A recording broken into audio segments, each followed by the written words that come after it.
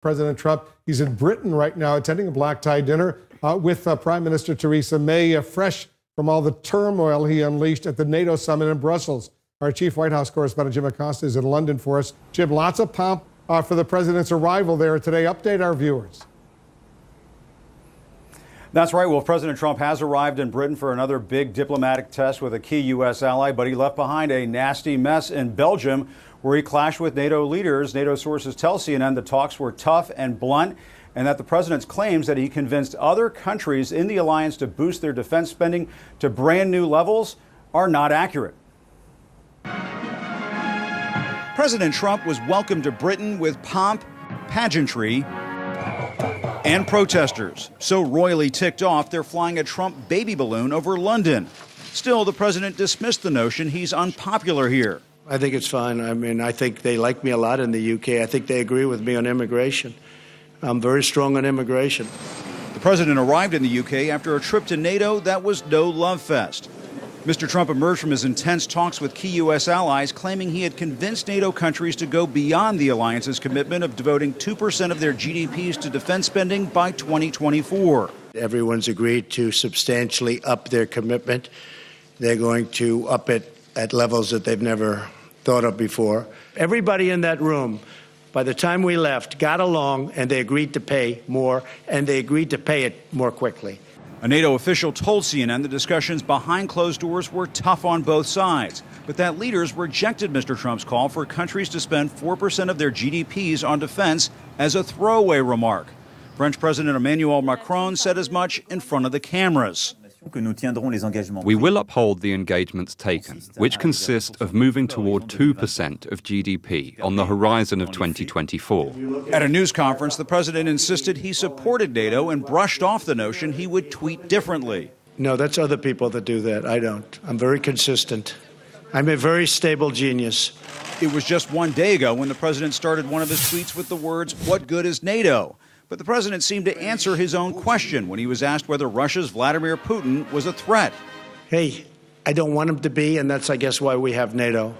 European leaders are concerned about the president's upcoming summit with Putin set for next week, as Mr. Trump rarely criticizes the Russian leader. He's not my enemy, and hopefully someday maybe he'll be a friend. It could happen, but I just don't know him very well. The president said he would again press Putin on meddling in the 2016 election, but insisted he already knows the response he'll receive.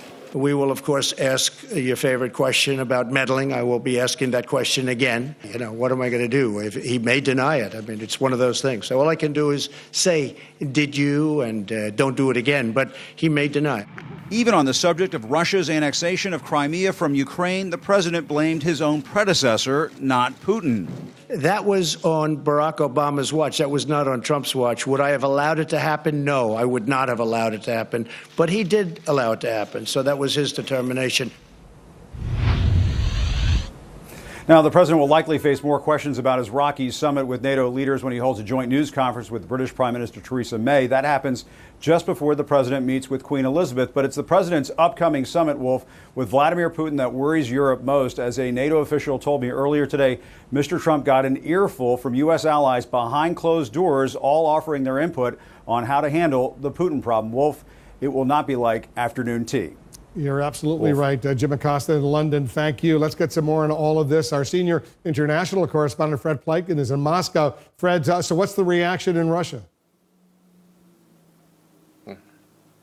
Well, even the Russians, Wolf, can hardly believe their eyes and their ears with some of the things that they've been hearing out of that NATO summit there in Brussels. It's interesting, when you talk to the Kremlin, they'll tell you, look, we have nothing to do with the rifts in NATO, but they're also saying that obviously they don't like NATO to be strong, and they certainly believe that NATO is a threat to them. However, there's analysts here and there's politicians here who are saying that even the Soviet Union or Vladimir Putin could not have caused greater rifts to NATO than President Trump has done in the past 1.5 days. I want you to listen in to what one analyst said on state-run TV a little earlier. I've been researching transatlantic relations all my life, but I never thought I'd witness a period in history when it's not USSR or Russia that is driving a wedge between transatlantic allies. And the USSR tried to do that many times. But their chief, Washington, and the President of the US, who are doing everything to break the foundation of the transatlantic alliance and union. And look, one of the things, Wolf, obviously that the Russians are looking forward to is that summit in Helsinki in a couple of days. And one of the things that they've been talking about is they obviously want good optics at that summit compared to, for instance, the NATO summit. And it certainly looks like that's something that they are going to get. The Russians obviously also talking about some pretty controversial topics, Syria being one of them, and then Ukraine as well. And they've said that if President Trump does bring up election meddling again, they'll get the same answer that he's gotten in the past. The Russians saying they didn't do it, Wolf. So how does this strife within NATO, Fred, set the stage for the Trump-Putin summit on Monday in Helsinki? Yeah, I think it makes that summit all the more important for the Russians. Right now, it's something that can be compared to the NATO summit, where probably, at least as far as the optics are concerned, it will compare somewhat favorably. And certainly, if you look at some of the pundits, you look at some of the politicians here in this country, they will tell you they believe that the relations between President Trump and Vladimir Putin at this Helsinki summit could mark a turning point, possibly a stepping stone to better relations between the U.S. and Russia, if indeed these two get along as well as President Trump seems to believe that they might, Wolf.